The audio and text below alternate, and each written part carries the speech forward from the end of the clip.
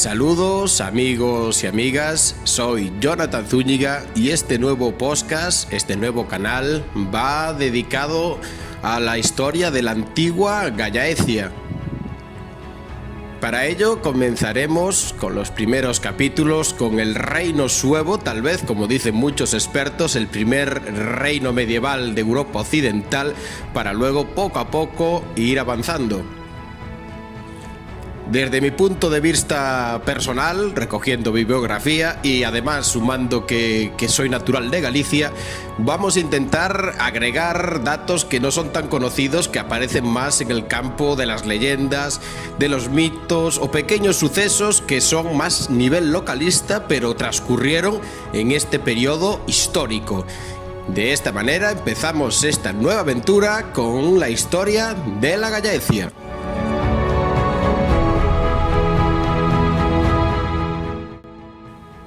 Se someten a la dominación de los bárbaros que dominan sus provincias. De esta manera empezamos el primer episodio, el primer capítulo del reino suevo de la Gallaecia. Y esta pequeña frase es sacada del cronicón de Idacio da Limia, también obispo de Chaves y contemporánea de la época de los suevos, por lo que es su texto, su crónica, una pieza fundamental para el estudio del reino en estos tiempos tan oscuros de información.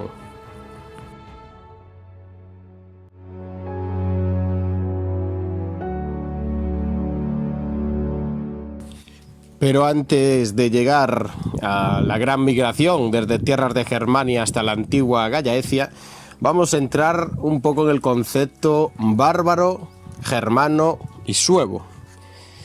En torno al año 800 a.C. se dice que los suevos estaban establecidos en el mar Báltico, que seguramente sea su lugar de origen. Se cree que posiblemente lo que hoy en día es Dinamarca y norte de Alemania, pues los pueblos germánicos son originarios de esa zona junto a Escandinavia, y posiblemente por un cambio de clima, por unas malas cosechas y otros factores, fueron emigrando poco a poco hacia el occidente europeo. De esta manera, los propios suevos, en la edad plena del hierro, se desplazan, emigran desde esas tierras norteñas hacia lo que es la orilla del río Rin. Allí, Julio César ya los menciona en el año 54 a.C., que estaban situados al otro lado de las Galias, es decir, al otro lado del Rin, donde aún hoy han dejado su herencia en el nombre, las tierras alemanas de la Suabia.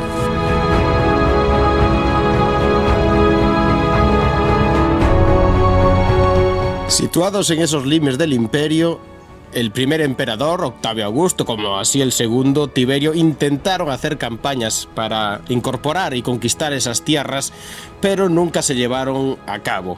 Así la convivencia entre suevos y romanos fue un tira y afloja, porque sí sabemos que hubo conflictos en torno al año 160 después de Cristo, donde los marcomanos y cuados entran en conflicto con Roma. Junto a ellos otro pueblo germánico, los longobardos, llegan a invadir el norte de Italia, y esto pasa a ser ya unas guerras mayores, por así decirlo, y es lo que es conocido hoy en día como las guerras marcomanas o germanas. Finalmente el emperador Marco Aurelio consigue derrotarlos y hace eco de esa hazaña en la columna levantada en el año 193 después de Cristo, donde se mencionan a estos suevos. En ella también se sabe y se describe que, por ejemplo, los guerreros suevos visten camisa, pantalones largos o capas sobre los hombros y llevan el pelo atado con un moño al lado izquierdo, así como las mujeres son de llevar más bien vestidos largos sin mangas.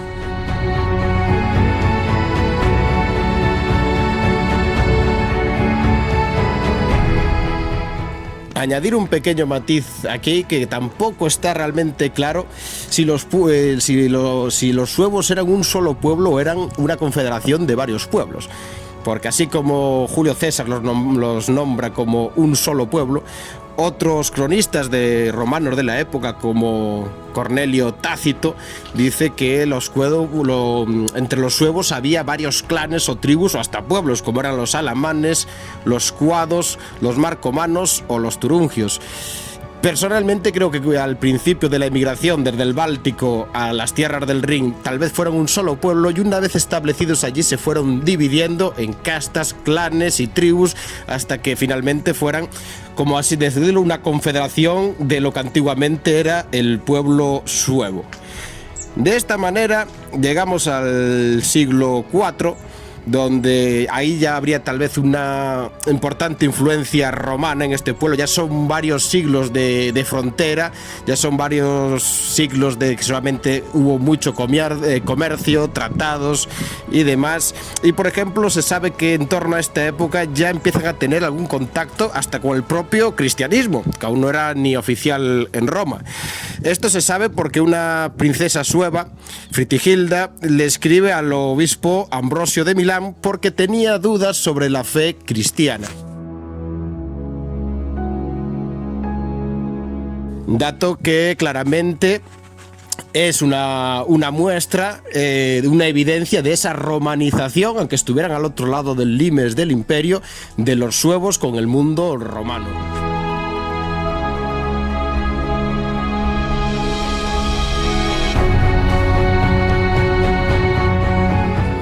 Decir que todos estos hechos que les estamos resumiendo van a ser importantes para en el futuro entrar en varios conceptos.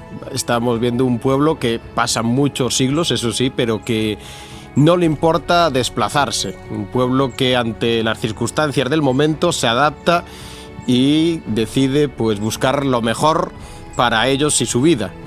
Y esto va a ser muy importante ahora que estamos en un momento de la narración que va a pasar algo histórico, es decir, algo que va a marcar toda la geopolítica de ese mundo romano, tanto del occidente europeo como del mundo mediterráneo, que es la llegada de un pueblo de las estepas muy conocido, muy guerrero, que tenía una visión del mundo desde sus caballos de guerra, que son los hunos.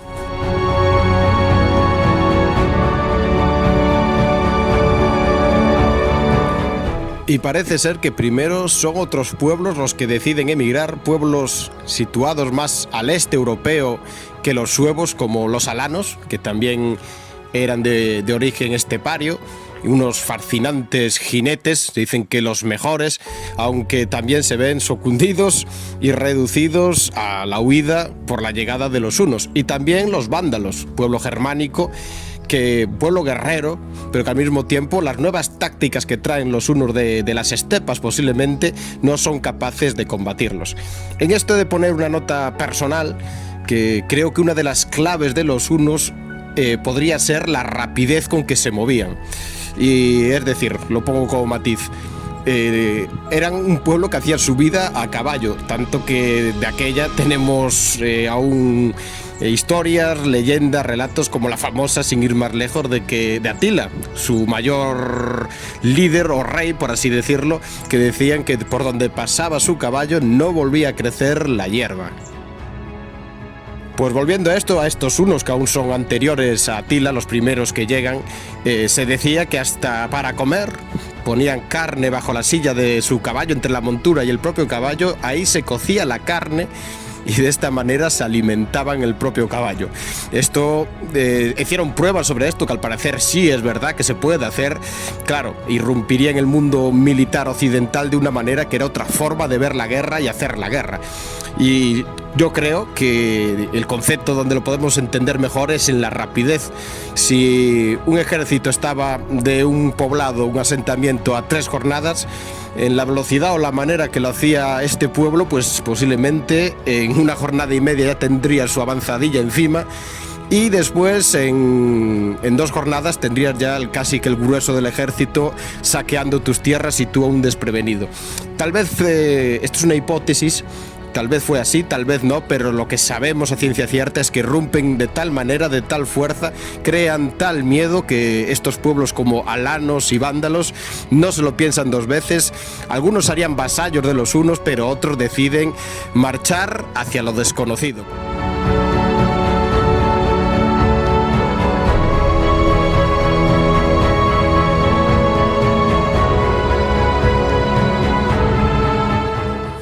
llegada de alanos y vándalos a tierra de los suevos, estos le hablarían al rey Hermerico, que sería el mismo que llegaría a la Gallaecia posteriormente, de lo que se le viene encima, de lo que viene detrás de ellos, que seguramente ya sabrían de esa amenaza de sobra, que eran los que mencionamos antes, los hunos. Entonces decidirían acompañarles en traspasar los límites del Imperio Romano, es decir, cruzar el Rin, la frontera del Imperio, y adentrarse a su suerte en tierras más protegidas de Roma, por así decirlo. Al otro lado del Rin, si querían cruzarlo, lo que se iban a encontrar precisamente no era una legión romana, no eran fuerzas romanas. Roma por esa época ya no es lo que era, un imperio muy debilitado, muchas guerras intestinas, muchas revueltas. La presión de los germanos ya empezara anteriormente en el lado oriental del imperio, que fue por donde primero llegaron los hunos, y de esta manera Roma estaba más pendiente de lo que hacían los godos, en este caso al famoso Alarico, que por aquel momento estaba entrando y saqueando las tierras de los Balcanes y norte de Grecia, de lo que pasaba en la frontera de Germania, en el Rin. Entonces lo que se iban a encontrar al otro lado del Rin era los francos. Los francos, a diferencia de suevos, vándalos y alanos, hicieron un pacto anterior con Roma. Estos les dejaran entrar en sus tierras, en su frontera, con la condición de defender las mismas, es decir, defender las fronteras bajo la autoridad romana. Entonces lo que había al otro lado del Rin pues era este pueblo. Se cree que hubo un primer intento de pasar la frontera, pero este fracasó. Pero sí sabemos que hubo otro intento, seguramente mucho más numeroso, y aprovechando de que el río Rin estaba congelado, pues estamos hablando de diciembre del año 406, donde suevos, vándalos y alanos fuerzan la entrada en la frontera romana, rechazan un ejército de unos 3.000 francos y de esta manera consiguen penetrar al otro lado del río Rin.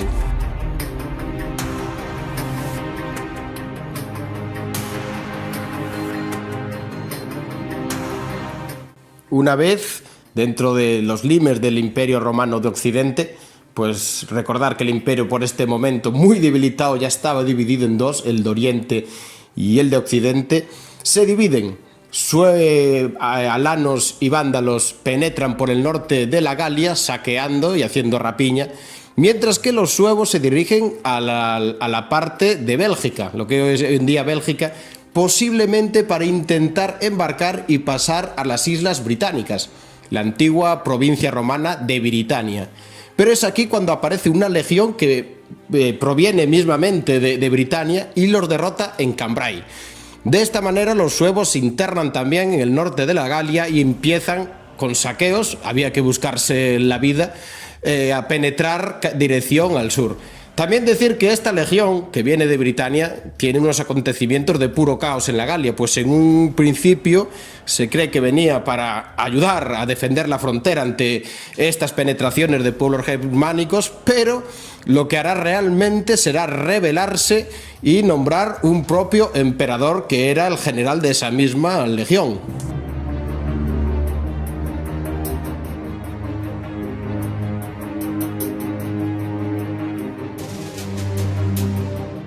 Y este hombre era Constantino, que aprovechando que el emperador real Honorio en Italia, en Rávena, estaba pendiente de la crisis política tras la irrupción de los godos en sus tierras, aprovecha para nombrarse emperador romano de Britania y las Galias. Y rápidamente, por si fuera poco, se hace aliado de los francos que controlaban la frontera que antes mencionamos. Esto también es importante recordarlo porque hace que los suevos, vándalos y alanos, dentro de esa política, dentro de ese caos que sobre todo está aconteciendo en las Galias y en Italia, pasen a un segundo plano. Entonces, de esta manera, su irrupción, su penetración, su avance en tierras del Imperio de Occidente pasan más desapercibidas porque realmente Roma, el Imperio Romano de Occidente, ahora con capital en Rávena, tiene problemas mayores.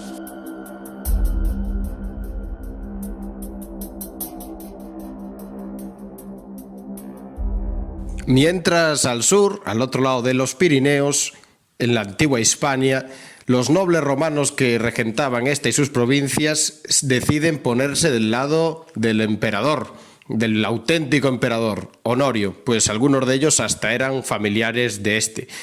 Pero Constantino intenta llevar allí también su influencia, aunque es rechazada en un primer instante. De esta manera decide lavar su propia cara, no sacando a su hijo Constante de un monasterio y nombrándolo ahora él emperador. Sé que esta situación es de puro caos, pero como veréis va a hacer que el éxodo de los tres pueblos que tenemos de protagonistas tenga cada vez más sentido a dónde llegan. Decir que nombrando a Constante ahora el nuevo emperador, lo manda con uno de sus mejores generales, Geroncio, a Hispania, cruzan los Pirineos, consiguen derrotar a los nobles partidarios de Honorio, que eran mayoría, y así también, por lo menos parte de la península ibérica, empieza a ser partidaria de Constante y no de Honorio.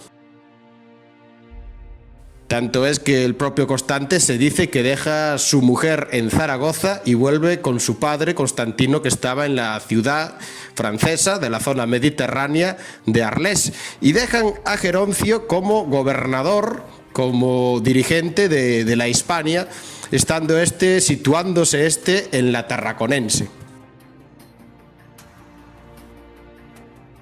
Mientras tanto, los suevos, que siguen su camino hacia el sur por la Galia, se vuelven a encontrar con sus compañeros de viaje y aventura, con vándalos y alanos, y otra vez, de nuevo, los tres pueblos llevan el camino hacia los Pirineos, también avanzan hacia el sur, dedicándose para poder vivir al pillaje y al saqueo, pero siempre esquivando los centros de poder romano, así como las ciudades que estaban aún bien guarnecidas.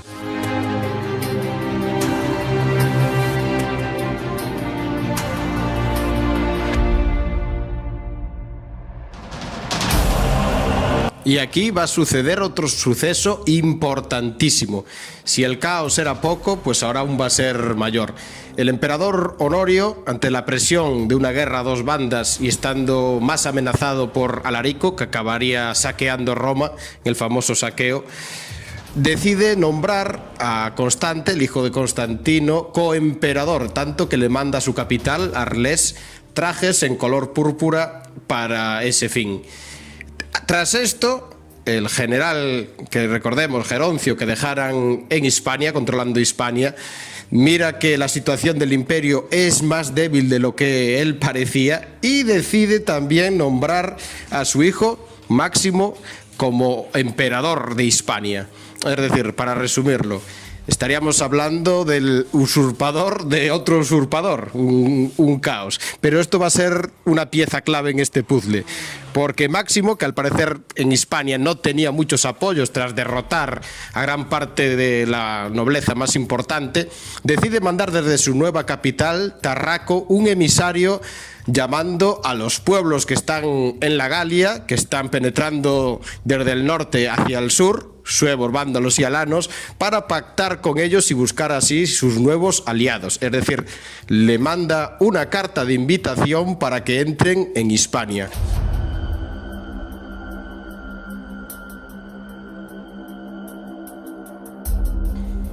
Y esta posiblemente sea la causa de que en el año 409, siguiendo la vía romana aquitana, como se conocerá, que luego en el futuro será el famoso Camino de Santiago francés, los tres pueblos germánicos cruzan el puerto de Roncesvalles y posiblemente hacen un pacto con Geroncio y Máximo.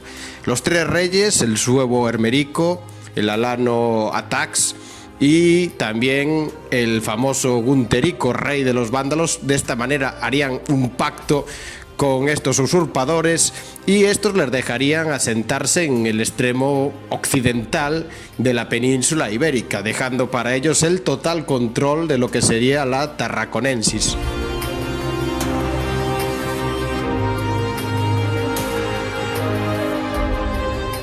Pero a cambio tendrían que ofrecer protección.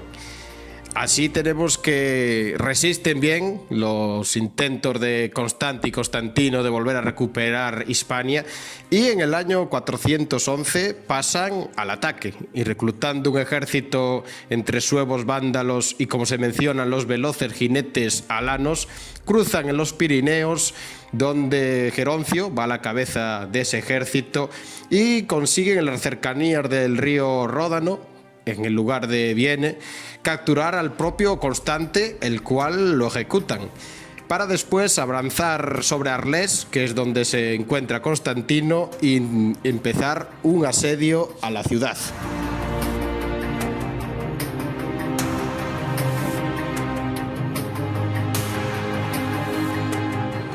Pero mientras suceden estos sucesos, decir que la situación en Italia mejora. Y el famoso caudillo godo, Alarico, que lograra el famoso saqueo de Roma el 24 de agosto del año 410, muere. Y de esta manera Honorio consigue ahora pactar con los godos, y hasta su nuevo gran líder, Ulfila, pasa a ser su aliado. Así reclutan un nuevo ejército, ahora un ejército de carácter imperial, que se dirige a Arles. ¿Y qué se encuentran cuando llegan a esta ciudad? Pues que el ejército del padre de un usurpador, Geroncio, está saqueando la capital de otro padre de otro usurpador, Constantino. Decir que el ejército de Geroncio, al parecer, al ver un ejército real imperial, pues la mayoría desierta, y este huye de nuevo a Hispania con un pequeño contingente, a Tarraco. Por su parte, Honorio continúa el asedio a Arles, ahora por su cuenta, y al final Constantino, viendo las pocas posibilidades que tenía, decide rendirse a cambio de su vida. Pero dicen que cuando este llega a Rávena, a la corte de Honorio, que este no estaba presente en el asedio, al verlo y recordar que matar a gran parte de su familia que tenía en Hispania, decide ejecutarlo.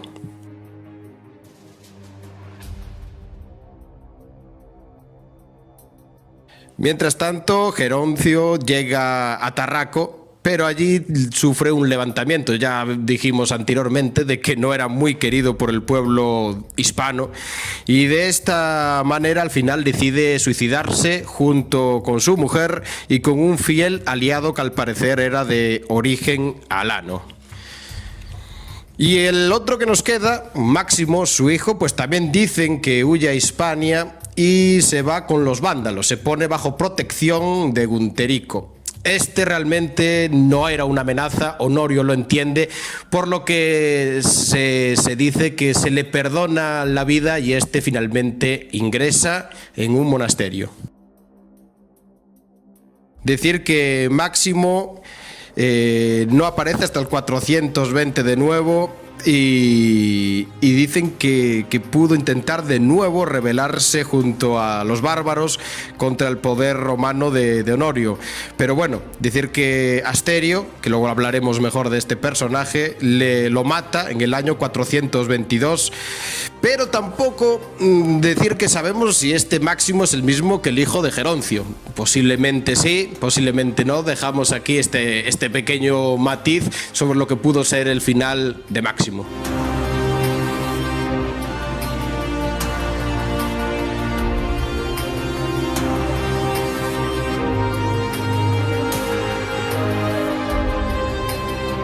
Y así parece que llega al fin este pequeño periodo convulso, que parece sacado del mundo de Juego de Tronos, donde la visión, como veis, parece que los llamados bárbaros son también utilizados en él como una pieza más política y militar. Pero por lo menos parece que consiguen un acuerdo, consiguen un tratado con una autoridad romana, aunque ésta fuera un usurpador, Máximo. Decir que después, según de nuevo la crónica de Idacio de Chaves, que dividen a sus suertes el resto de la península ibérica. Bueno, esto decir que el cronicón de Idacio es un cronicón, él era un devoto cristiano, un devoto de las antiguas tradiciones romanas, y que ve como el apocalipsis, ve este periodo como el fin del mundo, el final de un periodo tanto que mete partes de la Biblia, del Apocalipsis, en el propio cronicón, y hay unos hechos, aparte de estos conflictos militares, como son una gran peste, al parecer, que barre parte de la población. Entonces, en esa visión que tiene Idacio, pues tenemos que verla desde un punto de vista relativo. Según Idacio, pero bueno, esto lo sabemos, los tres pueblos dividen la península. Sabemos que los godos se van a la antigua Gallaecia, que al final hablaremos un poco de lo que había aquí antes. Se instalan en la parte occidental, mientras que vándalos se dividen. Unos se instalan en la parte oriental de la Gallaecia, otros se van al sur, a la provincia de la Bética, mientras que los alanos se instalan sobre todo en la antigua Lusitania, poniendo su centro de poder en la antigua ciudad de Emérita Augusta.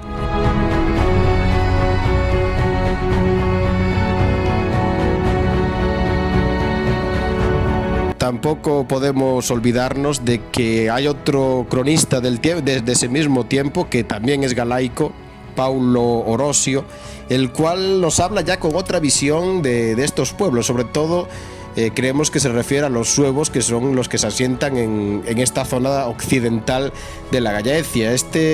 Pues nos habla de que son menos bárbaros de lo que aparentan, que buscan escapar de conflictos militares y más bien tierras donde asentarse tranquilamente, intentando ser amigos de los romanos. Y una frase muy célebre que nos deja, que es que pronto dejan las espadas para cambiarlas por los arados.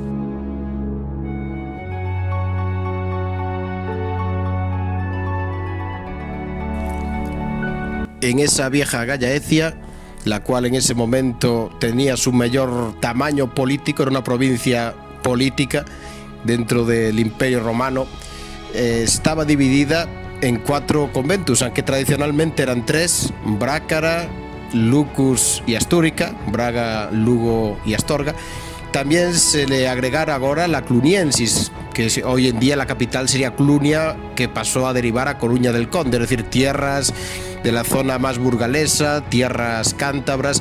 Y esta es dividida tanto por suevos como por los vándalos. En esta zona, decir que los vándalos pasan a tener el nombre de vándalos asdingos, mientras que los suevos, al parecer, se asientan en la Bracarense, teniendo su centro de poder en Braga, la ciudad de Brácara Augusta, y también su influencia en el norte, en Lucus Augusta. Los vándalos se instalan en la Astúrica y en la Cluniensis. En un primer momento no sabemos cuál sería el impacto sobre las poblaciones locales, sobre los galaicos romanos, pero parece que, según dice Paulo Orosio, pronto comienzan a convivir, y sabemos que posiblemente en el año máximo de 411, Hermerico ya es nombrado oficialmente rey, bajo, sí, eso sí, la autoridad romana. El pacto o el foedus que se pudo hacer con Máximo sigue vigente, es decir, es súbdito de Roma, pero ya es nombrado rey en Brácara Augusta. Tampoco sabemos cómo influyeron sobre los terratenientes y aristócratas locales. Sí es seguro que ellos mantenieron sus linajes internos, sus vasallajes internos, pero no sabemos los pactos reales con los centros de poder, con el mundo cristiano, que parece que en un inicio los respetan, cómo sería realmente. Parece que peor fue en la parte oriental, es decir, los vándalos con lo que eran los galaicos romanos de la Astúrica Augusta, de la zona de Astorga y de la Cluniensis.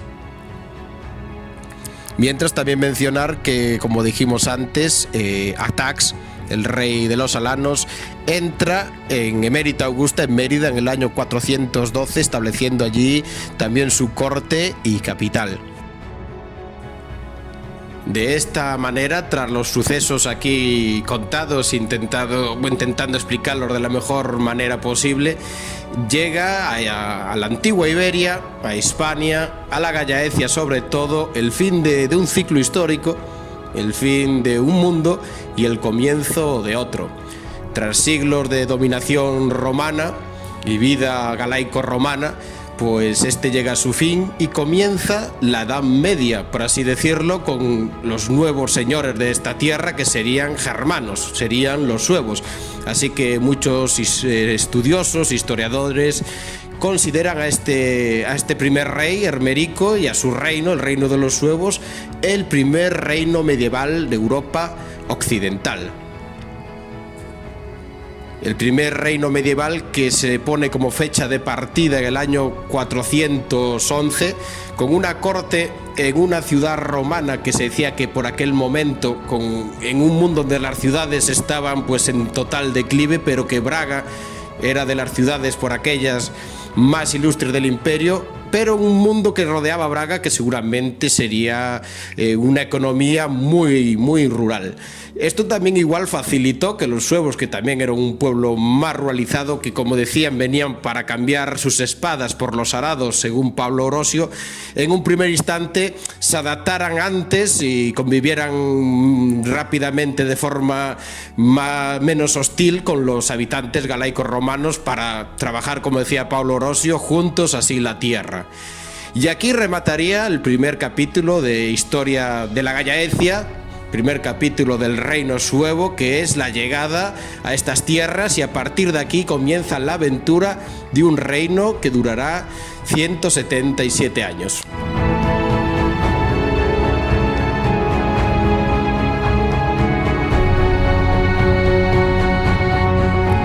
Por último, también recordaros que en otro podcast que se llama A Outra Porta, está en galego, pero bueno, deciros también que hay muchos que lo escuchan igualmente de la vecina Portugal y de otras zonas de España, donde hablamos de mitos, tradiciones, misterios y hasta fenómenos en Galicia, por lo que desde aquí también lo recomiendo para aquel que quiera saber más de estas meigas tierras del fin del mundo. Un saludo, Jonathan Zúñiga.